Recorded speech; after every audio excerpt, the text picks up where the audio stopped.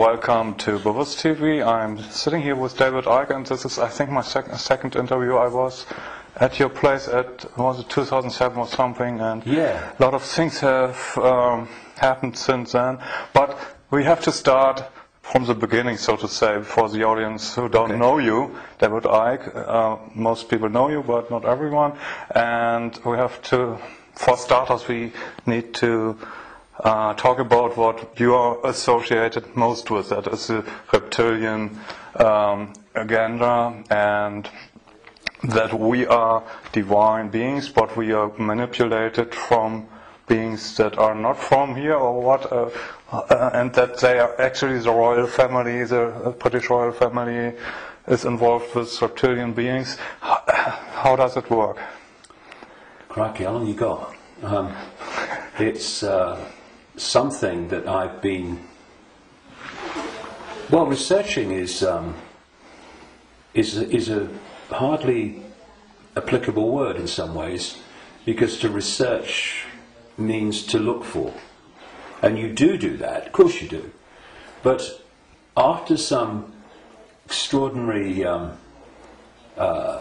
what people would call paranormal experiences in 1990 and 91, my life has become since then this synchronistic series of coincidences which have led me to, and even brought to me really,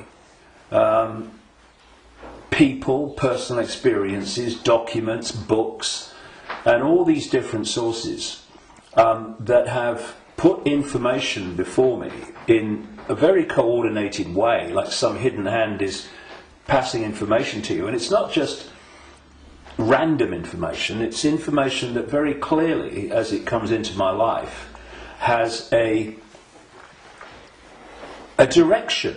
It has a series of steps. So in the early 1990s, the information that was coming into my life was about the fact that there was a cabal that was manipulating human society and world events towards the goal of a Orwellian global state, in which there would be a world government dictating to every country. Countries would be dismantled and become regions of great power structures. The European Union is a classic. And what we're seeing now with the European Union is the next stage of breaking countries up by destroying them financially, and then centrally dictating financially and in terms of government. And that there was a plan for a global army to impose the will of the world government, a world central bank to impose the cabal's global financial structure and control, and that the plan was for every child at birth to be microchipped as a matter of course. Now that was kind of whoa enough as the information came, and of course with the passage of the years this has been confirmed more and more by the fact that it's happening. Then there was a phase in the mid to late 1990s when, while that other information continued, and has continued to this present day, another, if you like, parallel and connected series of synchronistic situations happened in my life which brought information to me, and this related to the fact that the network of families which go back to the ancient world that are behind this control system I've just described and its ambitions actually take a non-human form, a not just reptilian, though that seems to be the dominant one, but, and I've moved on from that too and gone into other levels of it beyond that. But that there is a non-human force behind this attempt to lock down the world. And then from about 2002-2003 right to the present day, all these continue. Once they come into my life, these different areas, they continue together. That's why I work 12, 15 hours a day, keeping up with it. But This third phase, from about 2000, 2003, was the most important. Because without this, you can't really understand the rest. And that was about the nature of reality, the illusory nature of what we call physical reality, the fact that solidity is illusional, and that we live in a holographic, illusory physical reality, which is only one level of many multi-levels of this reality, which operates on a waveform level, vibrational level, it operates on an electrical level, it operates on a digital level, and it operates on the holographic level, which we in the conscious mind perceive as the world. And to appreciate that when I look through my eyes, another illusion funnily enough, which is why when people have near-death experiences, they leave the body and they're looking down on the body with the eyes, but they're still seeing. So, I mean, the scale of illusion in our so-called physical experience is extraordinary. I mean, and we've not got to the bottom of it yet. But it is that when I look through my eyes, shall we say, that people think that they're seeing everything there is to see in the space that I'm looking at. No, they're not. They're seeing a tiny band of frequency called visible light, which is so tiny it is ludicrous. And the rest of what exists in this universe, and even mainstream science would say this, although it's Stone Age science I would suggest, but even it sees this, that the overwhelming vast majority of what exists in this universe, in energy, matter, mass, whatever you want to call it, its different forms, we cannot see. And therefore, we are living, if you like, in like a holographic television channel. So, all I'm seeing now as I look here is this tiny frequency range called visible light. Channel 1. Yeah, but all the other levels of reality also share the same space as the one that we're experiencing. And, you know, we've got digital television coming in now and all that stuff, but if you take the analog version of television, radio too, they are sharing the same space without interfering with each other, because they're on different frequencies. And thus, interpenetrating this reality that we experience with a conscious mind, it are all the other realities where very, very different worlds are manifest, and with very different what we call laws of physics. And so it's from these frequencies that are very, very close to this one that we use the term with radio and television where interference takes place. And if you have two radio stations that are well away from each other in the frequency band, then they don't interfere with each other. One's not aware of the other one. But you get two frequencies that are close, and you can get, it might be dominated by one, but there's interference from the other. Why? Because the frequencies are very close. Well, these manipulating entities, forces, shall we say, operate from a frequency band that's very close to this one, but not this one. So but we might not see them, but they might be here. Well, let's give an example. You'll see stories of UFOs appearing out of nowhere and disappearing into nowhere. You'll hear stories about people saying this entity appeared out of nowhere and disappeared into nowhere. Well, they haven't disappeared. And they haven't appeared out of nowhere. What they've done is they've entered the frequency band that we can decode, the visible light frequency band that I'm talking about, and when it enters that, we start decoding that information because it's now in our ability to do that. And as we start decoding it, bang, to the observer, it appears that it's just come out of nowhere. And then it leaves that frequency range, and to the observer it's disappeared into nowhere. It hasn't. It's just left that band that we can decode, which is tiny. And so when I find this particularly compelling when I go around different ancient beliefs and explanations of what's happening, and you find that although they're using different names, they're telling the same story.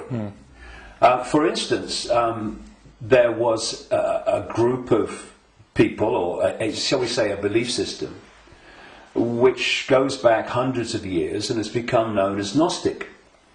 This was the belief system of people that ran the great library of Alexandria, with Hypatia, who was slaughtered by a mob inspired by the Roman Church, because that library carried information and knowledge that would have, as it circulated, demolished the Roman Church's version of everything. And it was challenging the Roman Church version of everything. And what's interesting is whenever you come across the Gnostics' belief system expressing itself, you see it's followed by slaughter, suppression, and the destruction of that knowledge.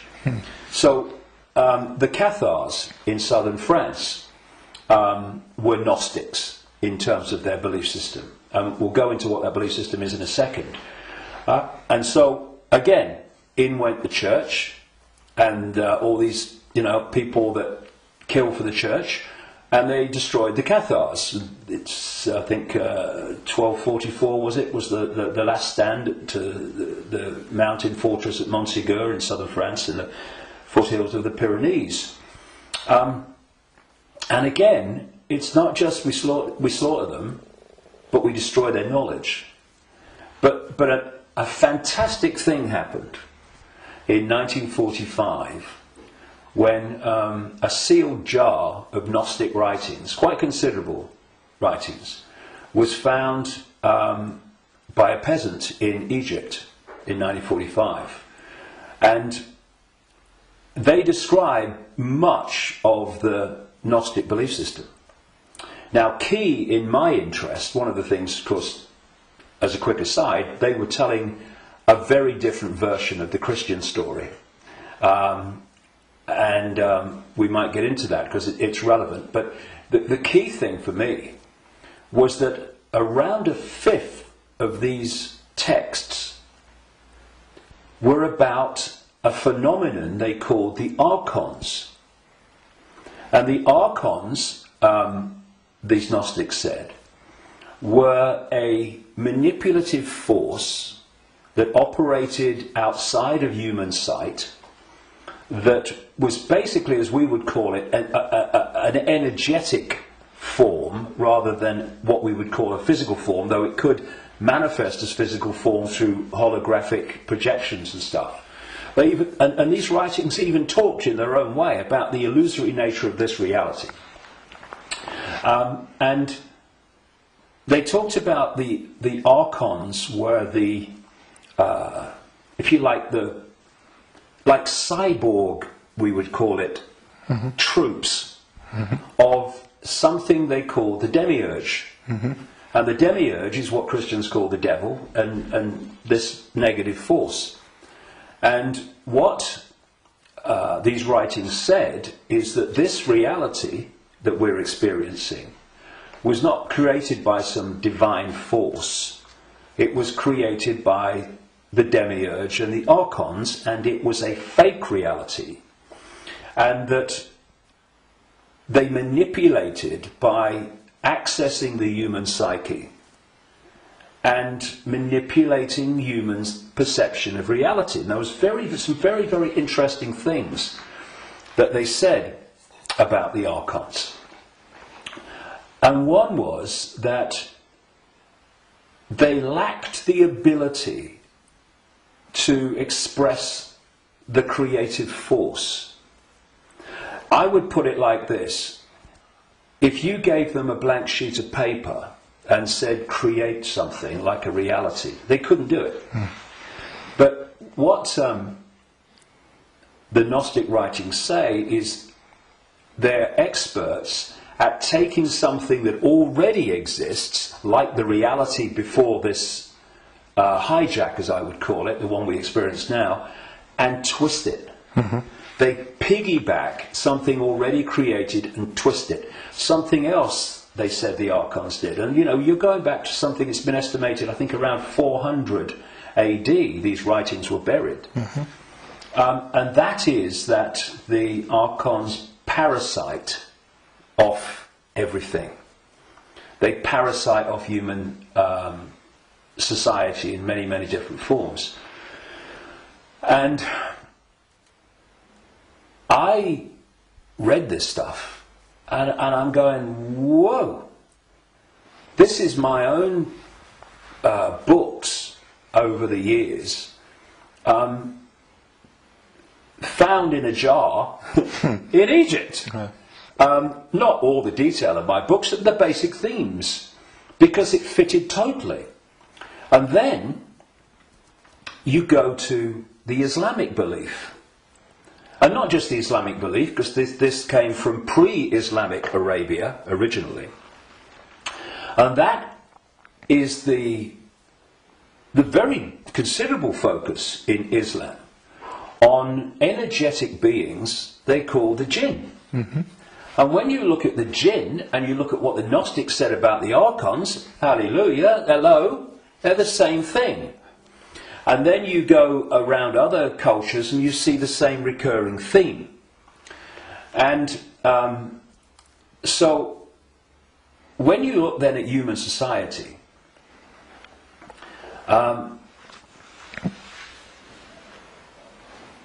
who creates, what is the creative force within human society? Humans. Should be. Hmm. What do these families that I've been exposing all these years, what do? They piggyback off that creative force and manipulate it and direct it in a way that suits them. What do these network of families also do? They parasite off human effort, human labour, human energy, human creativity. The banking system, I rest my case. What is the global banking system except a structure totally focused on parasiting the energy and off the efforts of the human population? What is taxation in the way that it is today? It is parasiting of human efforts and human creativity.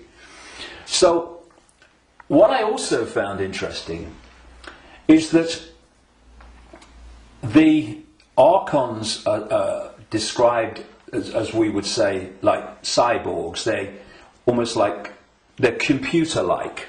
Mm-hmm. And they serve this force they call the demiurge. Well, I've been talking about these reptilian entities that operate outside human sight but can come in, and the Archons can, but they can't stay for long because of the frequency difference. They can come in for a while, but it takes so much energy to stay in our reality because it's not their natural frequency band that they can't stay for long. And what they've done, just a quick aside before I continue that thing about the reptilians, what they've done is they have created a network of bloodline families going way back to the ancient world, which represent their interests with invisible light because they can't come here and stay for very long. So these families, where their outer human form, if you like, is operating within the frequency band of visible light, they are the Archon representatives within human society. And this is why you get this network of families that sit on top of the banking system, the transnational corporation network, the media ownership level, top of science, top of the education system, top of the military, top of the global intelligence network. These are these families representing what the Gnostics call the Archons.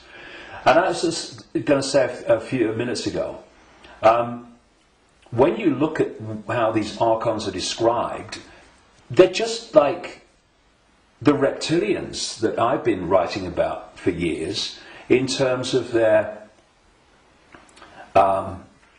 computer-like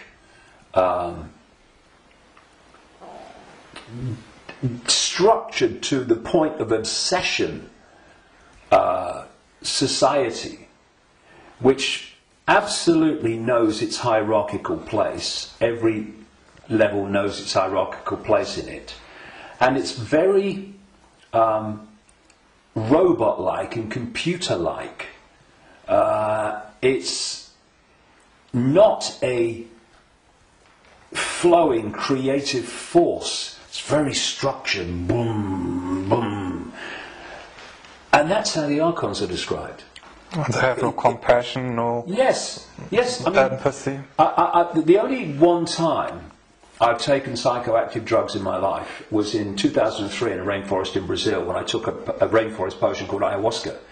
And I went into... I had an amazing time. Some people have bad time on it. And for 5 hours, this voice, so strong when I went into an altered state of perception, talked to me so loudly and so powerful about the illusory nature of reality for 5 hours. And when I came back, and because I had instant memory of all of it, when I came back and checked it all out, you could see very quickly that mainstream science, in all its different disciplines, has shown that what I was told that night is true, but because the disciplines are kept apart and are war with each other for funding and precedence, that the dots never get put together, because they're not meant to. We're not supposed to know what reality we are experiencing. It gives us too much power once we know.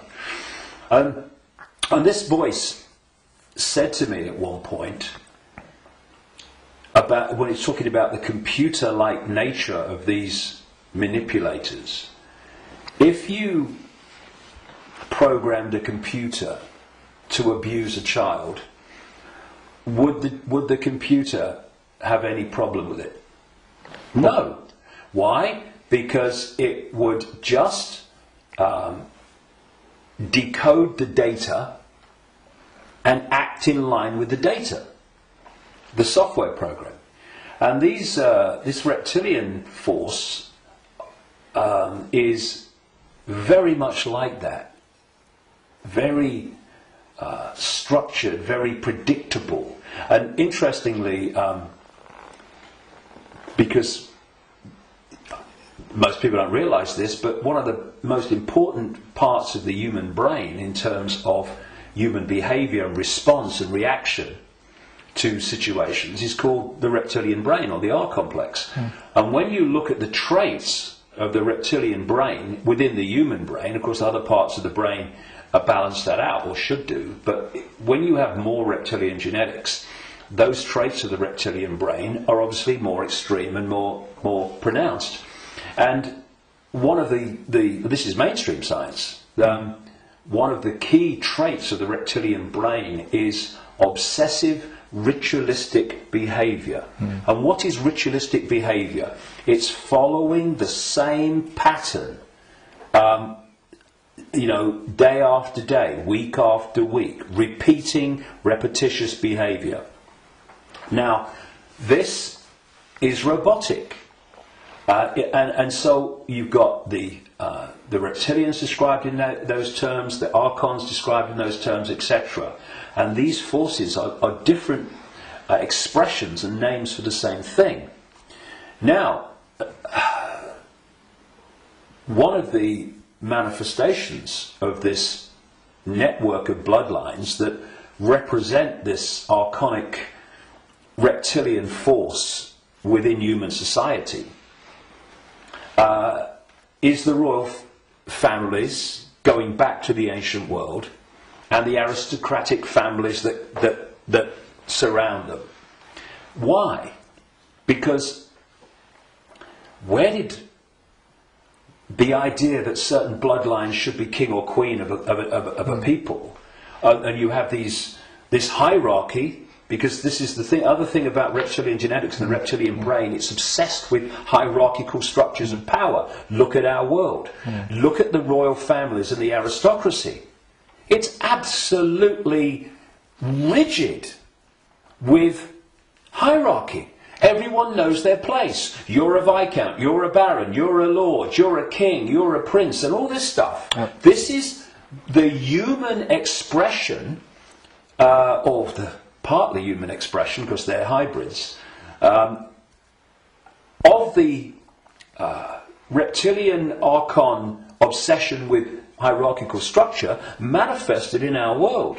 Because what they're doing is bringing that archonic reptilian reality into our world and making our world like theirs, more and more and more. Now, we have this thing, of course, going way back, which goes under the title of things like the divine right to rule. And what is that? That's the right to rule because of your bloodline, because of your DNA. And we have the ancient emperors of China claiming the right to be the ruler because of their descendants from the serpent gods. And the association between the serpent and the snake with royalty and royal families and royal bloodlines, just follow it back. And so you look at these royal bloodlines that have come through, because what happened is that there came a time when the human population started to reject overt, in-your-face dictatorship from royal bloodline. And that you had that move where this force, not entirely, not least in Britain, moved into what I call the dark suit professions of banking and business and all the rest of it. And politics, and have gone on manipulating from that point of view. But some of them survived, like the British royal family. Now, if you want to see a group of people that are so obsessed to the extreme, not just with hierarchy, but my goodness me, they are. The whole British class system, as they call it, is based on, obviously, hierarchy, which is based on the head of state being the Queen. But you want to see a group of people who are obsessed with ritualistic behaviour, look at the royal family. She goes to the same palace at Christmas. She goes to the same palace in the summer. She goes to the same palace in the spring, and so on. And if you look at the royal year, it's ritualistic. It's a hamster's wheel, repeating, repeating, repeating. And then, and we've seen in the week that we're talking, 60 years, the Queen Elizabeth, 60th year on the throne, the Diamond Jubilee. It's really been in our face in the last few days, and I've watched as much as I can because I wanted to follow the ritual. But, you know, Britain is famous for what is called pomp and ceremony. You know, the guards in red jackets and black hats, you know, like, you know, need a haircut, marching up, changing of the guard, and then you've got people in breeches and all this stuff. It's unbelievable. But it's not pomp and ceremony. It is ritual, repeating ritual. So if, you know, I'm saying, and I've said for years and years and years, I've been saying it this week as this has unfolded, that the British royal family, and the royal families of Europe too, but the British royal family is an expression of this hybrid bloodline which represents these other dimensional forces within human society. And I've described how these other dimensional forces operate, their mentality, how they structured. And you look at the British royal family alone, and it's absolutely a mirror of the very traits that the Gnostics, etc., have spoken of in terms of this archonic other dimensional force. So, you know, it's very challenging, obviously, for people that have not researched this and not been through the experiences that I've been through in terms of things that I've seen and things that I've experienced and things that I've read and researched. And also because from cradle to grave we are given a certain version of reality. Boom!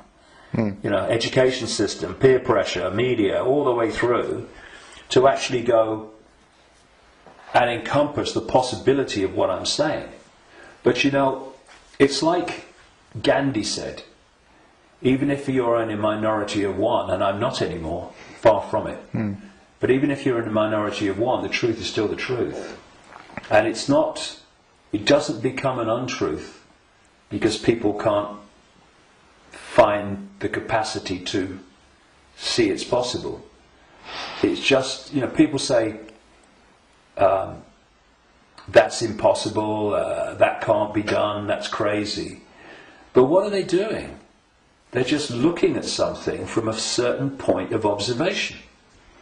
And if their point of observation has been just to take in the programming that's imposed upon us from the first moment we become conscious in this reality, then they'll see it in a certain way and they'll say, that's crazy. But if you spend 22 years researching it, you're looking at it from a completely different point of observation, and to you, it's blatantly bloody obvious. And it's bringing those 2 points of view together that's the challenge, because what is happening in the world and what's behind what is happening in the world is so massively different, fundamentally almost indescribably different to what we're told is happening, that's the chasm that is probably more than anything else the greatest defence vehicle that this conspiracy has. It is so extraordinary that people think it's not possible, and anyone that talks about it must be crazy. But it is changing. All right. On the other hand, I just wanted to ask that people waking up and people are coming to your lectures now to the thousands, and you have filled halls, and you want to do a big event in the Wembley arena with probably thousands of people. So it's important, if you know all these things, that they're pretty frightening, that we are being manipulated for thousands of years. On the other hand, we are divine consciousness, you said, and we just have to change our perception. What can we do now that we know that we are being manipulated? How do we get out of it, and can we get out of it? Well, you have to go deep in the rabbit hole for this. And of course, you're constantly going deeper, or trying to go deeper. But, see, there are many aspects to this. When, again, you scan the ancient world, including texts that came through to be things like Genesis and the Bible, there is another common theme, and that is that there was an interbreeding. I'm sure it was direct interbreeding, but interbreeding. There was genetic manipulation of the human form, and this is my view after 22 years of researching this and the information coming to me. Before this force hijacked our reality, humans were very different. And it's so different, I won't call them humans, I'll call them earth people. And they were a heart-censored society, in the sense that, you know, we have this holographic body, and interpenetrating all the different levels of the human form, energetic and holographic, are vortexes that have become known as chakras, wheels of light, as they call them in Asia. Vortexes which interpenetrate these different energy fields. And it seems there are 7 basic ones, foundation ones, many others, but foundation ones, going up through the human form, and this one is the key, the heart. This vortex connects us to way out there, to far higher more expanded levels of awareness than anything else. And there's an organization in America, it's called the Institute of Heart Math. And they research the power of the heart. Heart math. Yeah. Sounds good. And they've been doing it for a long time now. They have found that the most powerful electromagnetic field in the body field of electromagnetic fields is the heart. There are more nerves going from the heart to the brain than coming the other way. Mm-hmm. And that when the heart energetic field is in what they call coherence, in other words, balance, and connects in coherence with the central nervous system and the brain, that trinity, if you like, when it comes into harmony, takes the person into a much higher level of awareness and consciousness. Mm-hmm. The key is the coherence of the heart field. Once you knock that out, you knock everything out, and what's left then as the arbiter and decider of reality? This. Now, this is a great servant to this. Mm. It's not a great master when it's in control of our perception of reality. And there's another vortex in the belly, which is about emotions. This is why when people feel nervous or frightened, they feel it in the belly. And you know, they need to go to the toilet. It's because the imbalance caused by the fear and nervousness in the chakra, the vortex linked to emotions, is affecting the balance or imbalancing in the same way the intestinal system and what have you. And what they've done to pull humanity into a low vibrational, brain dominated perception is they've moved the point where we interact with reality from the heart to the belly. Hmm. They've done it genetically because, as I said in my last book, Remember Who You Are, I'm saying that on the level of human DNA that they call junk DNA, which is anything up to 98% non-coding DNA, they call it junk DNA because they don't know what it does. Well, some cutting-edge scientists, not least in Russia and some in America, are pointing out that actually within so-called junk or non-coding DNA is a language, and it's a very it's a language that you can see and you can uncover, and it operates very much like human language. It has many of very closely the traits of how human language is sequenced. This is how this language, as they call it, within so-called junk DNA is sequenced. And they're talking about the fact that the human language, which is what? Vibrational fields, that's what it is. We hear the words, but only when the brain decodes them. Mm. What's passing between me and you now is not the words and what people are hearing. What's passing between me and everybody is not words, it's a vibrational information field generated by my vocal cords. Mm-hmm. People are only hearing the words when they decode that information. So everything is vibrational waveform at its base, even language. DNA is waveform, like the body is waveform in its base state. And they're starting to uncover this language, and it fits absolutely my contention that part of this genetic manipulation was to put into junk DNA what I call biological software programs. And they are basically perception programs. So if you put a disk into a computer and the computer starts to read it, on the screen, the computer's symbolic perception is read from the disk.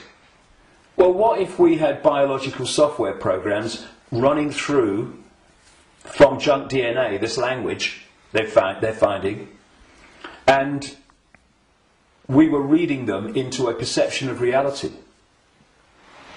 The other key side of this is that there are emotional biological software programs in there that are running all the time. And when you are reading those, then you are in the belly, because they're low vibrational software programs in terms of emotions, because they're all about fear and all the subdivisions of fear, like anxiety and frustration and depression and guilt, all these expressions, different expressions of fear. And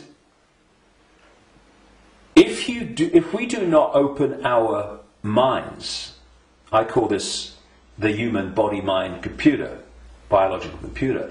If we don't open our minds and let the true self in, consciousness, then humans are operating literally in a closed system in which the DNA emotional and perception programs are running and not being challenged by a level of awareness that is beyond the program. So basically, people talk about the blind leading the blind. What humans are is the program leading the program. And it is my view, and this may be shocking to people, even some who've been along this road a bit. It's my view, after 22 years of putting this together, that the vast majority, at least, of humans have been going through entire lifetimes without having a single original thought or emotional response. Now, when you've got psychologists, I mean, Carl Jung, the Swiss psychiatrist, talked about this, but others too. When you've got psychologists that say that they can break down the human personality into 12 major archetypes and combinations of them, well, at the level of awareness, at the level of consciousness, at the level of the true self, we are infinite possibility within an infinite reality of infinite possibility. How on earth can you break down that into 12 major archetypes and combinations of them? It's ludicrous. You can't. But what can you do that to? Computer programs. And that's what we are. These archetypal personalities are actually software running, perception software running within junk DNA. Now, put all this together, and that has moved us from a heart-centered society, connected out into a greater level of reality. This is the innate intelligence. This is supposed to serve this, not be the governor of perception. That's why this knows, and this thinks has to work it out. People don't go, my intuition thinks. No, my intuition, and we do this, don't we? My intuition just knows, because instinctively on a subconscious level, we're going to that point of true knowledge, true awareness, no, beyond knowledge. This is knowledge awareness. But what's happened is our point of interacting has gone from the heart-centered society, and if you're coming from this, and this innate awareness, this innate knowing, this innate understanding that everything is connected to everything else, then you manifest from that a completely different society to the one that we have. What's the one that we have? They've moved it into the belly. Humans now, gold. I've got a cough. It's not the cough that carries you off, it's the coughing that carry you off it. Now, they've moved it into a belly society where does human response come from, overwhelmingly, to events that we face? The emotions. It's an emotional response. It's an emotional reaction. It's not a heart reaction, overwhelmingly, though of course it does happen. It's an emotional reaction. You know, this mass manipulation technique that I called a long time ago problem, reaction, solution, where they create the problem covertly, tell the people through an unquestioning mainstream media the version of the problem they want people to believe, and then they get the reaction from the people, do something, something must be done, and then they who have covertly created the problem got that reaction, do something, then at stage 3 openly offer the solution to the problems that they have created, which gives them the excuse to change society and advance the agenda that they're following. Now, it's not problem, go into the heart, look at it from the innate intelligence of the heart. It's not even problem, have a think about it, do a bit of research, see what you think. It's problem, reaction, solution. It's the manipulation of an emotional response, an emotional reaction. And what they're doing all the time is manipulating an emotional response to get support or to justify what they're doing. So, for instance, they'll tell you that Gaddafi was killing his own people and what have you, because they're looking for an emotional response. Oh no, we've got to stop him killing his own people. What they don't tell you, of course, is that the rebels were actually put in there, funded and armed by the NATO alliance to cause the problem. And then when Gaddafi's troops start reacting to what they're doing, shooting back at being shot at, then suddenly, oh, look, Gaddafi's killing his own people. Reaction, oh yeah, we've got to stop it. So this is happening all the time. You know, 9/11, ooh, that was, look at 9/11. And those horrific pictures and the towers coming down. Did that take us to here? No, it took people here. And from this gut, what would you say? Gut reaction. You know how many? People say, "What does your heart tell you? What does your heart tell you?" Right? But how many times, instead of going, "What does your heart tell you?" what do we say? "What does your gut tell you?" Emotional response, emotional reaction. And so what they've done is moved us. Not all of us, not everybody, but the vast majority. They've moved them from the heart, high vibration, which they can't touch. Yeah. If we're in the heart, we're untouchable. It's like Radio 1 trying to impact on Radio 2. Can't be done. They're terrified of us going into the heart because it's over.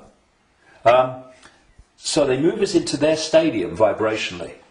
Because not only do they manipulate human response through emotion, they feed off human low vibrational emotional energy.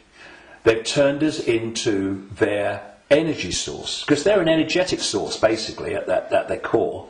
Well, we all are, but they're much more energetic than we are, because we're much more aware of the holographic, the so-called physical. And so when we eat food, we think we're eating physical food. There is no physical. We're eating holographic food. But the foundation of that food, which we decode into some kind of illusory solidity, is actually a waveform information field. All that these entities do is they feed, they get their energy source, not from a sandwich and a cup of tea, but directly, energetically. They absorb energy in its waveform.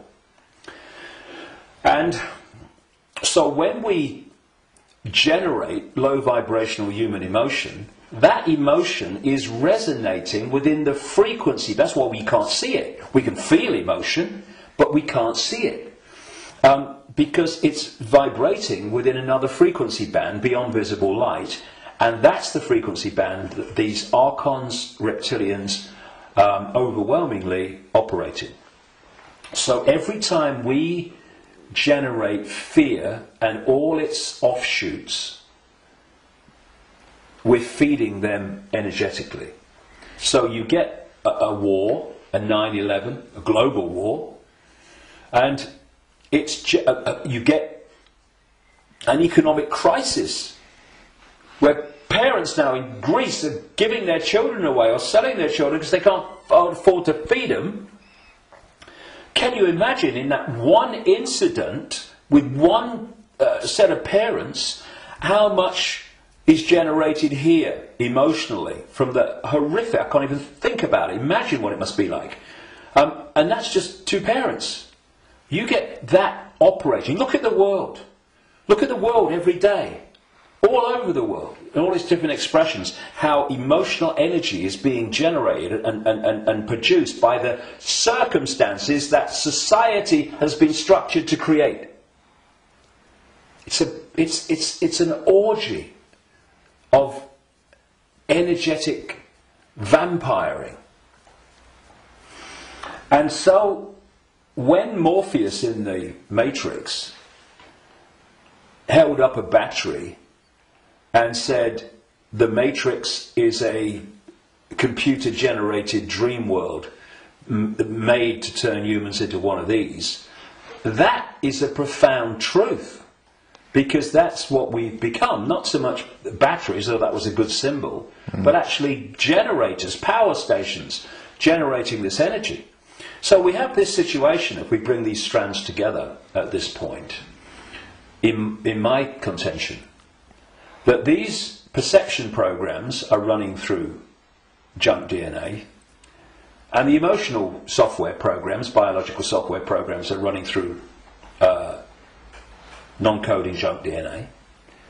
And as those programs are running, and as society is structured so that it generates situations, in computer terms, data, that trigger those programs and bring them to the surface where they're more impacting upon our behavior and responses, you are locking humanity into this closed system where the program programs the program, and you're also pulling people from the heart, high vibration, down into low vibrational belly emotional vortex, which is pulling humanity into the predator's vibrational stadium, and in doing so they are able to trawl and vampire the energy that emotional state and response is constantly generating.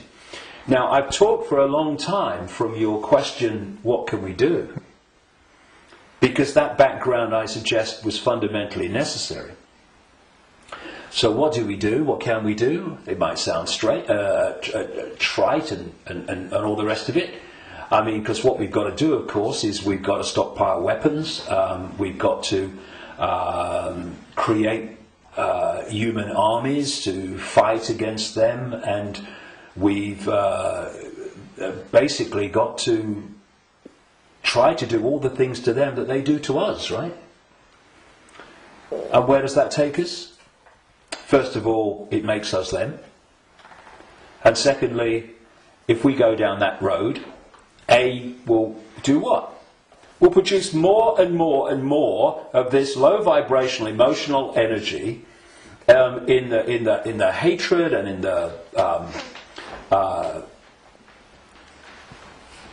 the anger that we produce. And we will also, if we go down that road, we will have symbolically weapons that manifest as a pop gun against state-of-the-art weaponry. So, although it's very macho and very, we've got to fight. I love Tony Blair once. He said, we've got to fight for peace. Sorry, can I just have some time to work that out in a darkened room, please? And it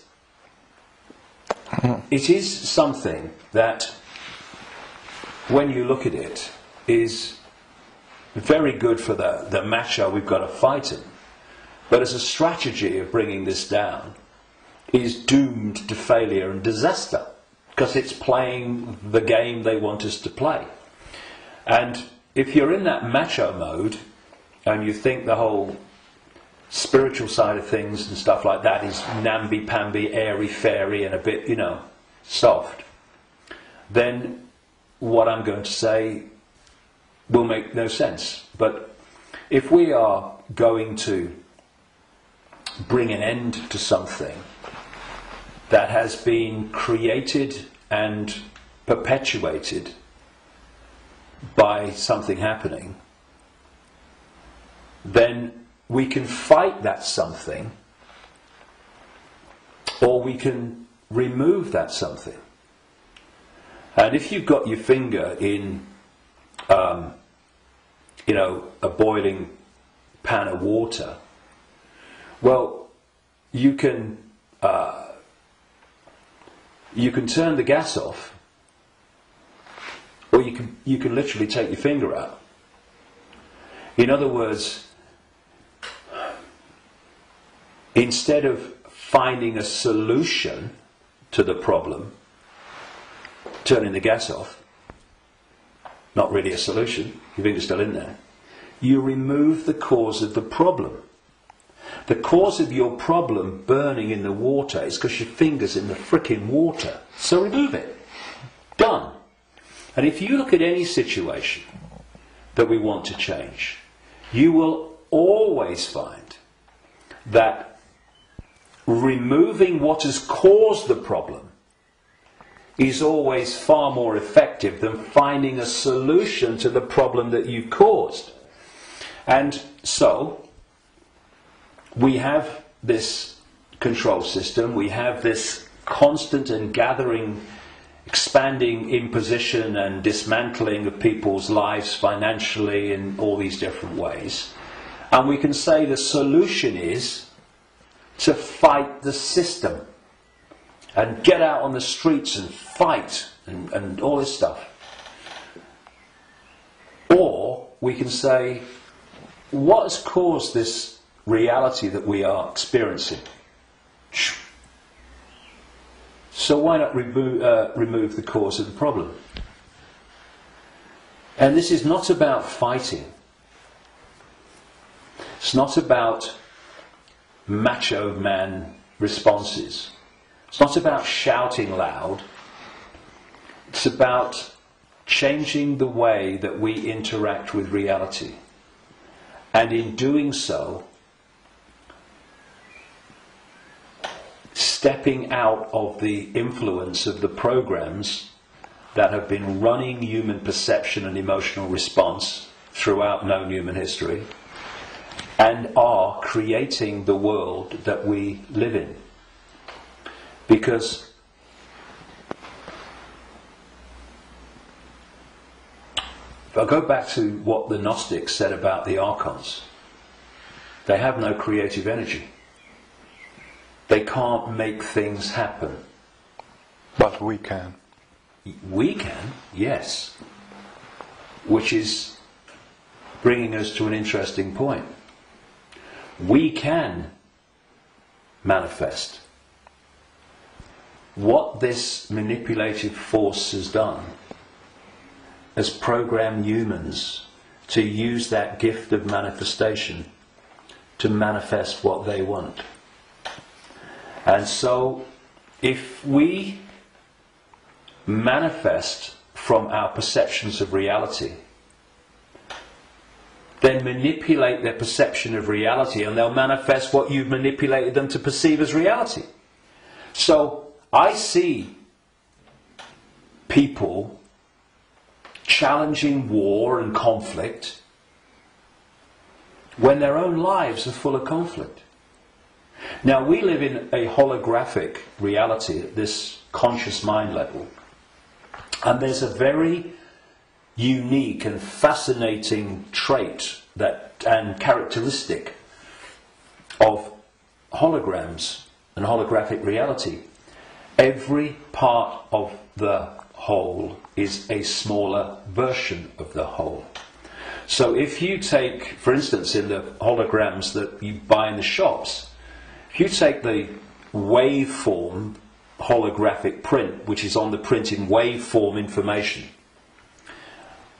and you cut it in four, and you fire the laser, which reads that information in effect, and brings the three-dimensional holographic image projecting from the waveform information on the photographic print.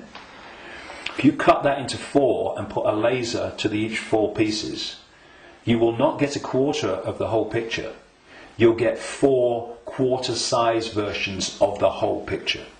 And this is why, or explains why alternative forms of healing, like reflexology and acupuncture and others, can find points on the ear and the feet and the hands and all different parts of the body that relate to the body as a whole. Thus, reflexologists can work on a part of the foot and impact upon the heart or the liver, depending on where they're doing it. And I've known and talked to reflexologists and people like that over the years, and they know it works, but they're not sure why it works or why there are points on the foot and the ear and everything that relate and impact upon the body as a whole. Well, it's simple when you realise that this reality is holographic, because every part of the whole is a smaller version of the whole. The body is a holographic manifestation, it's a hologram. Thus, every part of the body must be a smaller version of the whole, and that's why all over the body, in all the different parts, you can find points that relate to the whole body.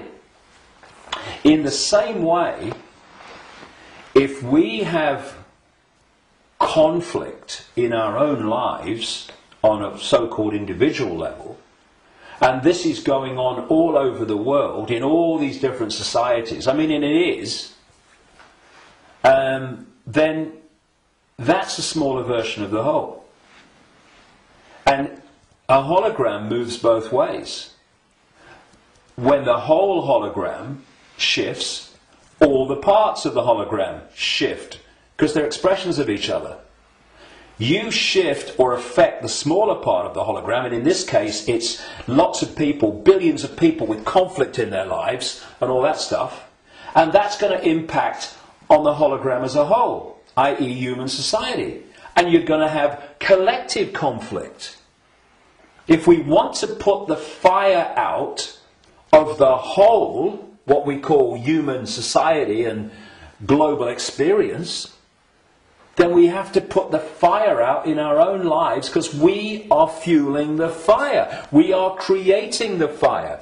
This is why they want conflict and disruption at all levels of society, because they know that they're constantly impacting upon each other. We have conflict in our own lives. Collectively, we are manifesting collective conflict. You have collective conflict like bombing Libya and Iraq and what have you, and the global conflicts. Those collective conflicts then impact on the individual that reacts to them with a lot more emotional, belly-based emotional response. So everything is connected to everything else. Everything's impacting on everything else. Now, those behind this manipulation of human society, they know that. And they have been playing humans like a violin for so long. And this is why, not the only reason, but this is why they created human religions in this part of why, because there were many whys for that, and why they created human science, which is, I call it Stone Age science. It's song sheet science. It's not science. it's just a bogus explanation for reality, so we don't see the real one. This is why the nature of reality is hardly, if any time, discussed in schools or education in general. And you know, I travel around the world. I've been to 50-odd countries, many of them many times. I've seen the streams of television channels, not least places like America. You're going through the zapper button, and there's channels after channels after channels. I have never seen one that was asking the question with an open mind: who are we? Where are we? What is reality? Now that is ludicrous. I mean, we have a situation where probably the vast majority of people go through a lifetime, until they come to the end of their lives and they're thinking, you know, where do you go? Who don't even think about, who am I? You know, you say to them, who are you? Oh, I'm Charlie Jones. I drive a bus. And they'll tell you your family history, they'll tell you their life history and all that stuff. That's not them, that's their experience. And human self-identity identifies who we are, self, with our experience, with our name, with our job. Who are you? I'm a banker. No, that's your experience, it's not who you are. And so when you lose touch with who you are, and you lose connection to the true self beyond the program, then what's left is for the program to run and dominate our sense of reality. Our sense of reality becomes our point of observation by which we judge everything, and the emotional reaction from which our judgment and response to events comes. And it's a closed, ever repeating cycle. And unless we break it, then this will go on. And we break it by moving our point of attention, the point at which we interact with the world, from there to here. And you know, I had some amazing experiences in Peru in 1991. Amazing experiences which changed my life and all the rest of it. And I went back to Peru with a group of people from all over the world in April 2012.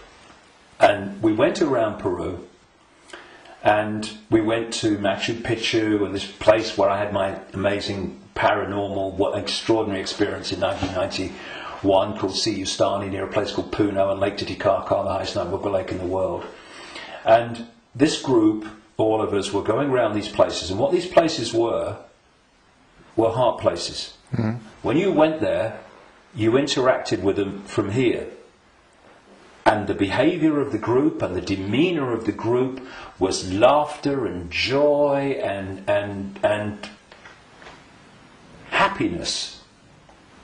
Then there was one day, and this really, you know, I've been aware of all this for a long time, but you know what it's like. Sometimes you have an experience and it goes bang in your face. And there was one day towards the end of the trip where we went to a place called Kiwanaku, just over the border in Bolivia. It's an ancient site, very famous ancient site if you look at the history and accounts of South America. And if anyone thinks that human awareness, human emotion, human demeanour does not impact upon the energy field that we're all interacting with, they should cross the border between Peru and Bolivia at this place where we did. You walked across a bridge across a river, and one side was Peru and the other side was Bolivia. So once you crossed into Bolivia, woo, doom, this, you're right? back.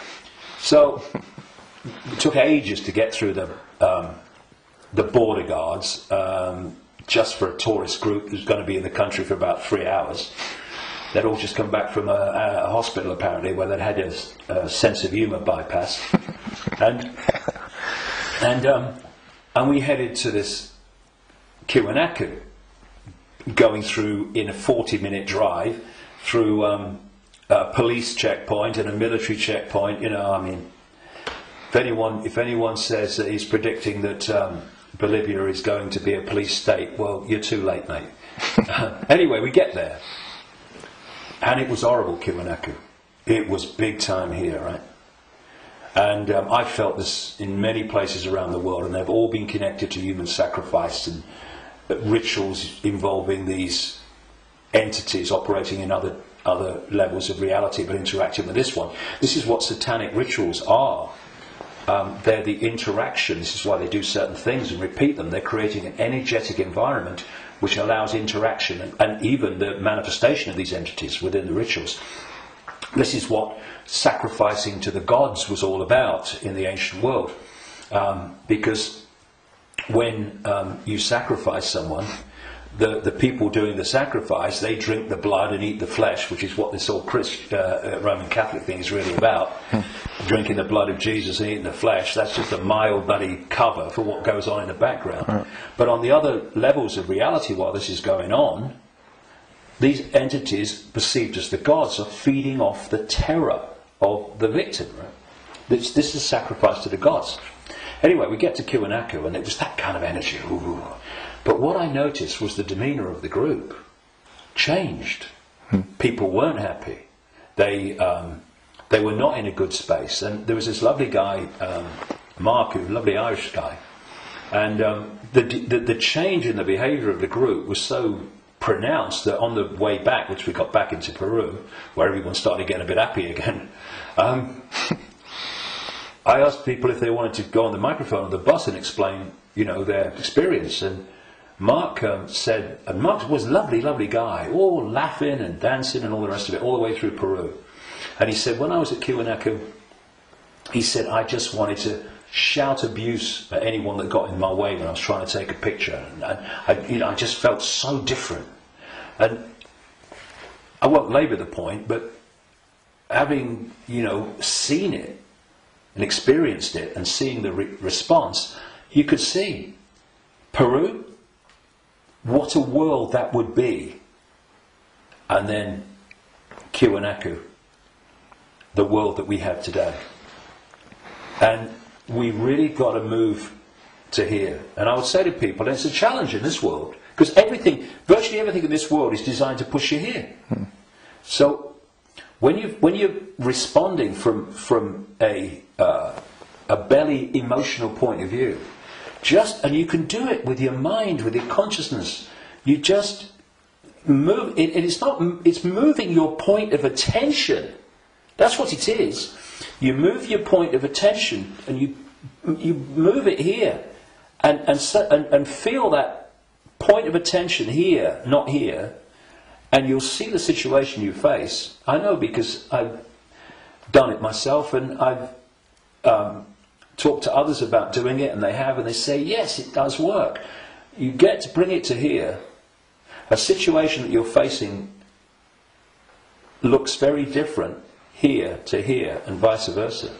This is what we need to do. We need to become the heart-centered society that we are being hijacked and manipulated out of. Now, it's not just about moving your point of attention here and seeing the situation from here. Once you move your point of attention here, the vortex opens. Because now you're interacting with it with your own awareness instead of interacting in a way that's dominated by this emotion. And when that opens, what comes through that energetic channel is innate intelligence, innate insight, innate knowing. And suddenly you're seeing the world and getting insights into things, and you're seeing what is happening as it is, and not as this is programmed to see it. And this is programmed to see it. You see, the brain, isolated from the heart,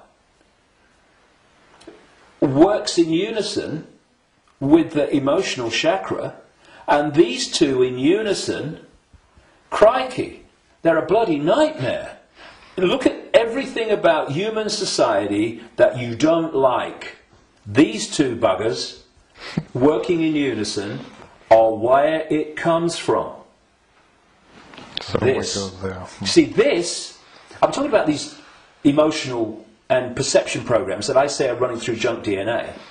Once the heart is no longer impacting in any way significantly on our sense of perception, on our sense of reality and all the rest of it, our sense of response, then the brain becomes the governor of our what? Perception, which is dictated to the brain once this is out of the way, which can override those bloody programs running through junk DNA. Piece of cake. You know, this is where the power is. This is what they're terrified of. So once that's closed down, this is what's done by the program and the way society is structured, then this becomes the governor of perception. And what it is doing, it is decoding as a sense of perception the perception programs running through junk DNA. And that perception of something becomes an emotional response to something, and this is an emotional response from the programs running through junk DNA of the emotional programs. So here's your, if you like, your holographic manifestation of the perception programs of self and the world and reality running through, and here is your holographic expression in response and reaction of the emotional programs running through junk DNA. And these have created the world we don't like. They've created the ability of the few to dictate to the vast majority. Because this will never see it. This will never get it. Except up to a point. This can get to a point where it can see the names, dates, places, Bilderberg group level of engineered wars level of what's going on in the world. But seeing where that is coming from, what's behind it, you've got to go in here. Because if you don't, you can't get into the rabbit hole. Because this can only go so far. And it's my view, and in my experience anyway, that if you are an expert in 9/11, in engineered wars, engineered banking scams, manipulated political nonsense, then you are still walking around the outer rim of the rabbit hole. You've not even entered it yet. Because it's still the movie. This holographic reality is like a holographic movie. And when a movie has hit the screen, that's it. It's a done deal. You've got to change the movie now. And that's what this world is, this holographic world. Because what the human body computer is doing is taking vibrational waveform information, which is what the five senses do. It's turning it into electrical information, same information, different form, and it communicates that to the brain and the whole genetic structure, in fact, and that decodes it through into the digital and then the holographic. So the holographic, this apparently physical world, is the end of the story. That, in movie terms, is the movie hitting the screen. You ain't going to change it. You won't stand up in front of a movie screen and start shouting at the screen and telling the movie to change, will you? People will go, you're mad, mate, you're mad. If you want to change the movie, you've got to change the reel. It's being projected from back here. But that's what we're doing. You know, so many ways that people respond to this conspiracy when they meet it at some level. It's, we must get out in the streets and protest. Well, I'm not saying don't. But that's still trying to change the movie when the movie's hit the screen. If you come back and go deeper in the rabbit hole, and you understand where this movie's being projected from, which is from other frequency bands of reality through the Illuminati families and the Illuminati structure within visible light human society to become the movie we call human society, then you can go back to the point it's coming from, and therefore you can change what's coming. You can change the movie. And that's what we need to do. And to do that, you know, those that And I'm not knocking the 5 sense level of the conspiracy and communicating it, 9/11, manipulating. I'm doing it every day on my website. Books are full of it. We need to know that. But if we only do that, then basically we are seeing the outcome. We are not seeing the origin. And you cannot change an outcome without changing the origin. And so when I look at so much conspiracy research, good luck to them. You know, everybody that comes and does this, hallelujah to you. Good on you. But there comes a point where we know how the system works in the holographic world. I mean, what's left? Finding out what size shoes Henry Kissinger takes. Yes, on a daily basis as it unfolds, we need to, you know, keep with it. But, okay. But are we going to become recorders of our own enslavement? Oh, see, I told you they'd do this next. Look, they're doing it. If we do that, we've moved from not knowing that the prison's being built around us to seeing the prison being built around us. But there's a common theme between the two of them. The prison's being built around us. And that's fine if people want to do that only. I'm not saying don't do it, but to do it only and ignore where it's coming from, therefore the solution or the removing the cause of the problem. The people who only do that will record and record and record and record their own gathering enslavement and the enslavement of humanity until we wake up. Would you come with me, sir? I ain't waiting for that. We need to change where it's coming from. And for that, there are some major challenges for those in the conspiracy research arena who are dominated by a sense of patriotism and dominated by a sense of a religion. Because patriotism, in the sense of, I'm not saying don't, love your country and love your culture, nothing like that.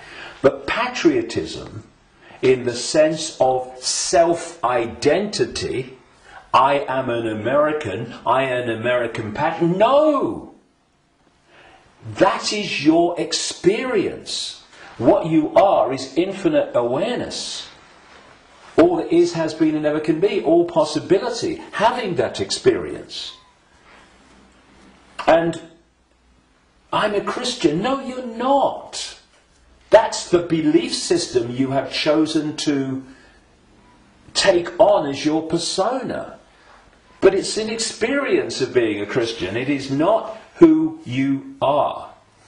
And if you self-identify with being a Christian or being a Jew or being a Muslim or being a Hindu, again you are in a self-identity which is self-identifying with something that's not you. And also, and this is in terms of getting to the origin, it means that you are not going to go. I've come across this all the time, me. I mean, I'm the guy that people in mainstream society, they see conspiracy researchers of the 5 sense nature as extreme and crazy.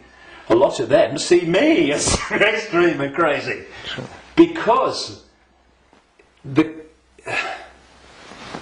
if you think that all you need to know about life and reality is between the covers of two covers of a book, written by who knows when, in who knows what circumstances, the Quran and the Bible and all the rest of it, then and what that tells you are and reality is and how it all works, you ain't even gonna begin to go down the rabbit hole into the areas that we need to understand. Because if you do, you immediately realize that your religion is part of the conspiracy. We talked earlier about the archons and this demiurge, that this like devil figure, as Christians would call it, that the Gnostics talked about in their texts. Well, that demiurge and those archons, those jinn and whatever you want to call it, those reptilians and all the different facets, they are the force that the major religions worship as God. Yeah. It is the Islamic God, it is the Christian God. Oh, I'm being controversial now, aren't I? I have been known to. I don't care. I want the truth, not the popularity contest victory. It's the God of Islam. It's the God of Christianity. It's the God of Judaism. Yahweh. Oh, that's the demiurge. That's this fake creator, manipulator of creation that the Gnostics talked about. So we've got this situation. Please tell me it's not true. I'm afraid it is. But it doesn't have to be. We just change it. And it's gone. But where this unseen network that the Gnostics talked about, all these people talk about, have created this conspiracy, this network of human manipulation of politics and business and banking and all the rest of it. And some people, increasingly large numbers of people, fantastic, have started to see that and challenge it and try to expose it. But at the same time, they are welded to religions that are worshipping the very force that created what they're trying to expose. And I suggest what we need is, yes, to move here, to open this and let consciousness in, but we also need a blank sheet of paper. A blank sheet of paper that says, okay, all preconceived ideas over here. All preconceived beliefs and perceptions of reality over here. Now, from this point, what goes on that sheet of paper in terms of my perception of reality comes from information, comes from innate knowing, does it feel right, and comes from it standing up on the basis of credible information and intuitive knowing. Now, some of these preconceived beliefs, they might be able to be put back. Mm-hmm. Maybe. I don't think many will. I don't think any will, really, but they can be. But they're not there on the sheet of paper dictating reality by reflex action. David Icke, he talks about shape-shifting reptilians. He's mad. It's not possible. No, you do not believe it's possible, and thus you are dismissing what is absolutely explainable, not because you've researched it,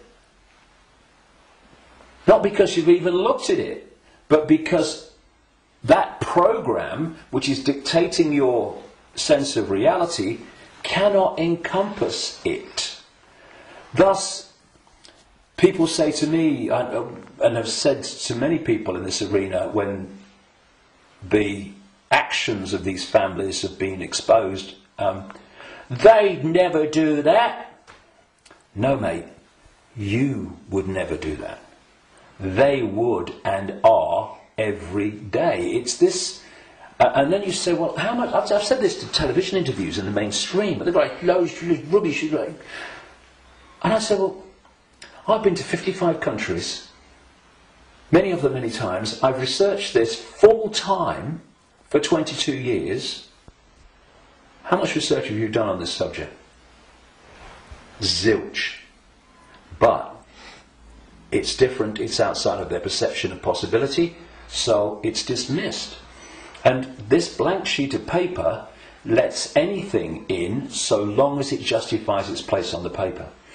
And when you do that with an open mind, you don't say, I'm a Christian, so I don't criticize Christianity. You go, I'm going to look at Christianity and what I've believed up to this point from a detached perspective and see if it stands up.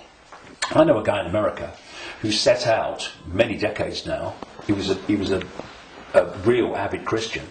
And he set out to prove the Christian story was true. Jesus existed and all this stuff. And very soon after this, as he started, I'm going to show it. Of course, what he realised very quickly is the evidence is all the other way. And he became a conspiracy researcher. Because then he's going, well, nothing of it. If I've been duped on this, what else am I being duped on? And then the dominoes start to fall, and you start to see the greater conspiracy. But he had an open mind enough to see that when the information was going in a certain direction, he was willing to go with it. But a lot of people that are welded to religions, they don't want to look at the information. And you can be a religious believer, and you can go to the 5 sense level of the conspiracy, because you can say it's Satan and Jesus is coming, and it's Armageddon, and it's the end times and all that stuff. You can do all that from a Christian perspective, but you ain't going to get in the rabbit hole. To do that, all those belief systems have to go, because they're there to censor the true self. Okay, thank you, David. That's amazing, and a lot of information, and a lot to think about, but the important thing is not to think, but to know, to feel, and we all have the ability and the what humans have. We can change it because we can create, which the others can't. Yeah, so they create through us, and the difference is, and the way to turn this around is to, instead of having our sense of reality manifest as our experienced reality by external forces manipulating our sense of reality, which becomes our experienced reality, we get rid of that influence, and our unique perception of reality becomes our unique experience of reality. Do you think we've got a world worth living in then? Do you think 2012 is a year that a lot of people say then there will be a major change? Do you think that's happening? Well, I've not gone along with that in the way that it's just been described in many ways. I came across a theme almost immediately after my initial stirring awake in 1990, in the spring, when I went to a psychic because I felt this presence around me all the time, and I wanted to know what it was. I didn't tell her, but just she would pick it up, and bingo, lots of things happened. So, I was going to go out on a world stage and reveal great secrets, and there's a shadow across the world, had to be lifted astray, and be told all that stuff. From that very earliest time, there was this theme that there was a vibrational change, which I would see now as a waveform information change, that was going to have many effects, but two major ones. One, it would awaken vast numbers of people eventually to another perception of self in the world and reality. The less closed-minded would be affected first, but eventually people at that time who were absolutely in the bubble, in the box, would be affected. Well, it's happening. Quite demonstrably, it's happening. And the other effect, major effect of this vibrational change, which way back in 1990 I gave the title The Truth Vibrations because of this, these changes that we was going to bring, was going to be that this vibrational change would bring to the surface all that had been hidden so people could see it. Well, you look about people waking up to another version of reality and self and the world in vast numbers in 1990. You look at all that's been hidden coming to the surface in 1990. You know, what? Look at it in 2012. It's incredible. It's happening, right? But this truth vibrations that I was, as I called it, was going to be something that would get more and more powerful and more influential. And the significance, a greater significance for me of 2012 is that it's not 2011, but it's not 2013 either. However, I think that what we are seeing in 2012, and we'll see more of in 2013, 14, 15, is that we are now reaching a point in this where it's starting to be tangible in its impact. You know, I'm seeing people now within the system, doctors, scientists, people like that, are starting to look and saying, it's all nonsense, isn't it, right? Now so we've reached a point in 2012 where this is becoming more and more tangible.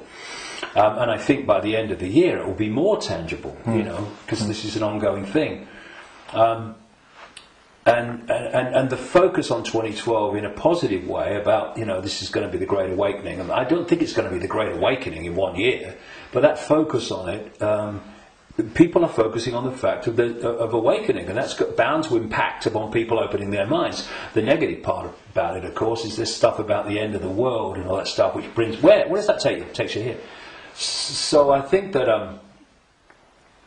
2012 is significant in that way. But in 2013, we're going to see the impact even greater, 2014 even greater. And there's going to come a point where this information vibrational change is going to reach a tipping point where it's the dominating perception. And at that point, the House of Cards will come down. And one of the other themes in the last 22 years that I've picked up from many different sources and stuff is that just when the control system appears to hold all the aces and has got everything in place, it's going to come down so fast it's going to be shocking. So for a little while longer, I mean, we're seeing it now, you know, President of the United States every day deciding who's going to be killed in a drone attack and all that stuff without any due process or anything like that. So we're moving. But at the same time, this awakening is moving as well. And, you know, the president and the control system and their agenda and their unfolding Orwellian state, although it's not called that, the facets of it as they unfold are all over the television news and they're in all the newspapers. So people can get the impression, understandably, that that's all going on. Oh my goodness me, look at this. What's not in the papers, what's not on the television, for obvious bloody reasons, is that this is this quiet, well, in terms of people like me, as loud as I can bloody be, awakening, but a quiet awakening with most people is gathering and it's growing. And it will eventually be like a tidal wave of change and bring an end to this bloody nonsense, because the power that is used to enslave and manipulate us is merely the power we give away every day. When we stop doing that, there's a very loud bang and the House of Cards comes down. But so that's the revolution. The revolution is not stockpiling weapons and hurling abuse and all this stuff. The revolution is remembering who we really are and the power to dictate our own reality collectively and individually that memory brings. That's the revolution, remembering who we are. That's why I've called this big event at Wembley, Remember Who You Are. It's the key to everything. If we don't remember who we truly are, infinite consciousness having an experience, nothing's going to change. And but we are, and so it is. That's changing. we can see it, and you're part of it, and we are part of it, and I thank you for what you do. Well, thanks. And anyone can be part of it. It's just a choice. Right. Thank you, David. Cheers, mate. Thank you. Thanks a lot.